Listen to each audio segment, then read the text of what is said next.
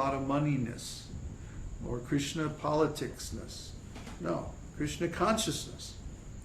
So that means we change our consciousness. But to change our consciousness, we have to start from what is consciousness.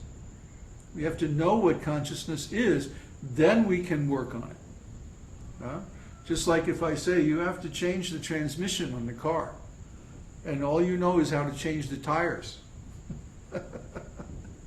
Changing the tires is not going to fix the problem. So if we say you have to attain Krishna consciousness, just talking about Krishna is a start, but that's not the actual thing. So we come back to that same point again and again, that this means you have to be able to work on the level of consciousness. And it's not that difficult. Everyone has everything they need to perform this consciousness experiment and to learn about consciousness. All you have to do is sit down and turn your consciousness inward. Now our consciousness is going outward toward the material senses. So when we turn the consciousness around and contemplate itself, then we can do that. Anybody can do that. It doesn't require anything special.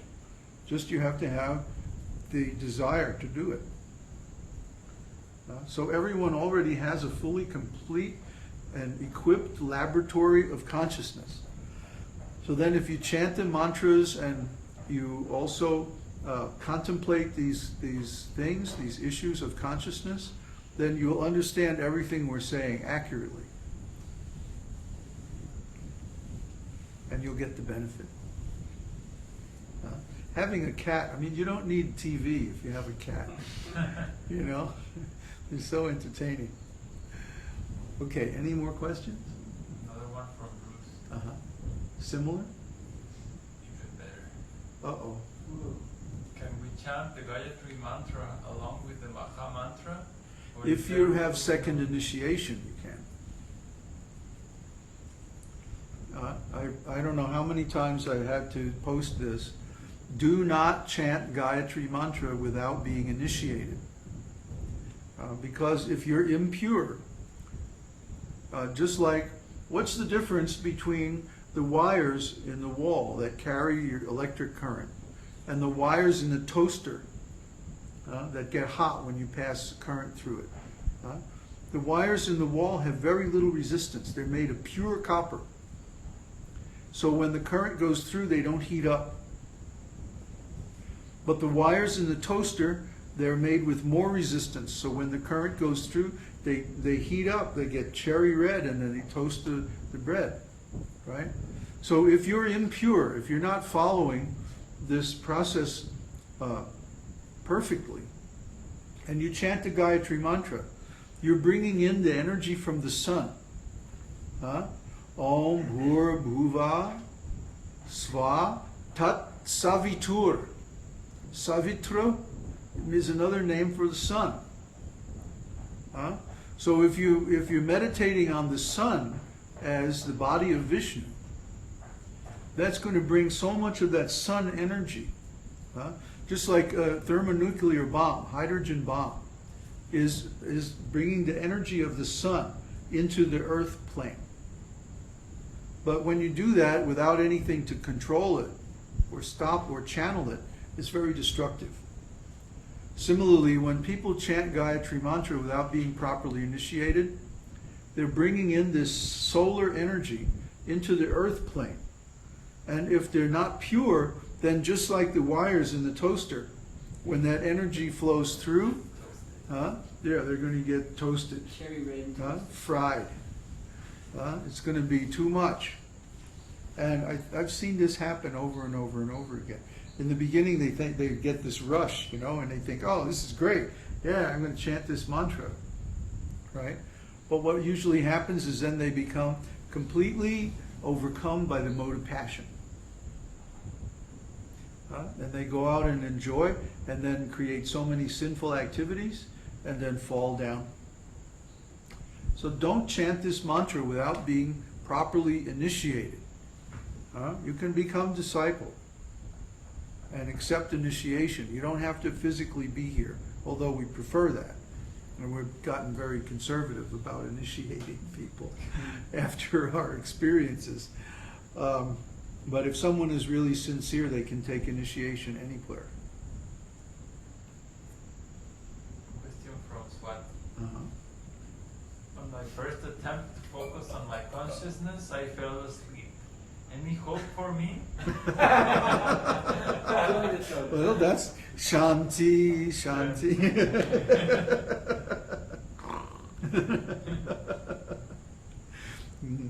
It's good to be sitting in yoga posture. Sometimes, like if you have to sit up against a wall or use cushions, so that you can completely relax the body, that's good. But the spine should be vertical and straight. And the idea is to let the energy flow up the spine. There's something in Chinese Qigong called the Great Circulation, where the energy flows up the spine and then out the top of the head and then around and back in from the bottom and up again like that. So with each breath, that energy can flow.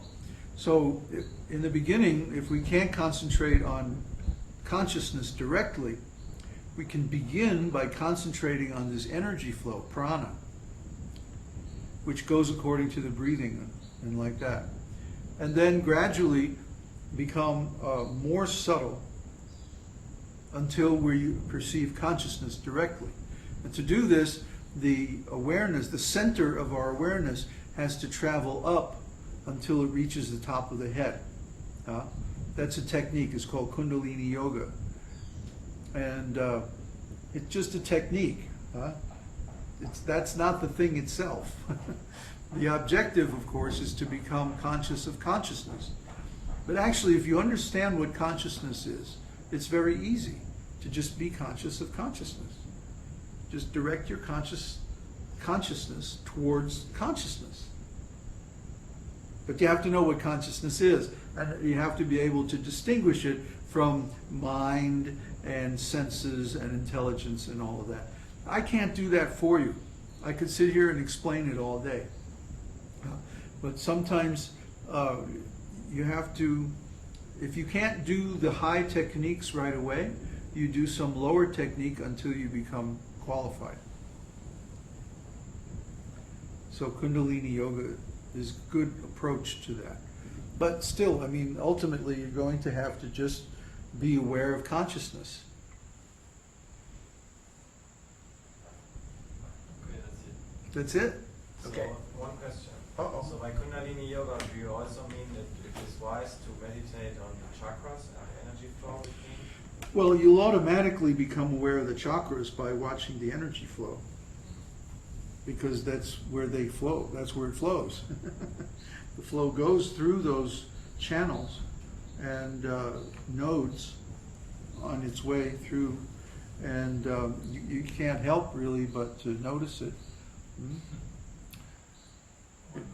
One last question. Luciano.